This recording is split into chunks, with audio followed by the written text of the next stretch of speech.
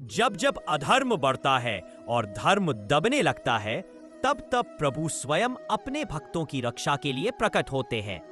आज मैं आपको सुनाने जा रहा हूं एक ऐसे बालक की कथा जिसकी आस्था ने असंभव को संभव कर दिया। कथा है भक्त प्रहलाद और भगवान विष्णु की। हिरण्यकशिपु का अत्याचार बहुत समय पहले एक असुर राज हुआ, हिरण्यकशिपु। वह तप कर स्वर्ग और पृथ्वी पर अपना अधिकार जमाना चाहता था। ब्रह्मा जी से वरदान पाया कि न मनुष्य मारे, न पशु, न दिन में मरे, न रात में, न भीतर न बाहर, न हथियार से मरे, न किसी अस्त्र शस्त्र से। इस वरदान से वह अत्याचारी बन बैठा, देवताओं को हराया, ऋषियों को सताया और सबसे बड़ा पाप भगवान विष्णु का विरोधी बन गया। और प्रहलाद का जन्म और शिक्षा।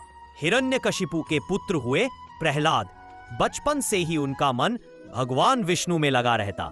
जब गुरु शुक्र मुनि ने उन्हें शिक्षा देने के लिए भेजा तो प्रहलाद सभी बच्चों से कहते, प्रहलाद मधुर स्वर में, हे मित्रों, इस नश्वर संसार में सबसे बड़ा धन, सबसे बड़ी शक्ति, सबसे बड़ा सुख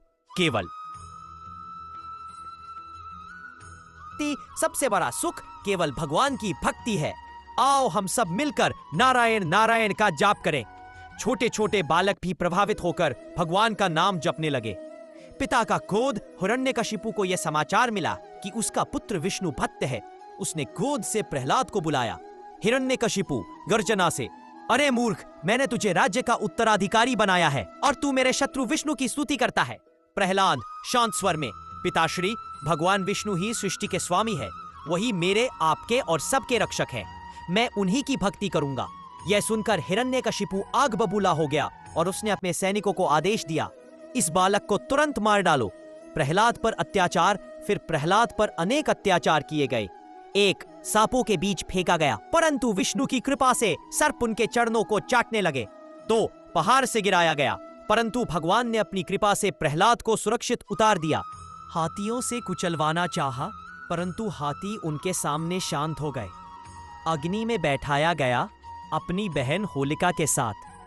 होलिका को वरदान था कि अग्नि उसे जला न सके, परंतु भगवान की लीला देखिए, होलिका भस्म हो गई और प्रहलाद सुरक्षित रहे। हर बार प्रहलाद केवल यही कहते, ओम नमो भगवते वासुदेवाय।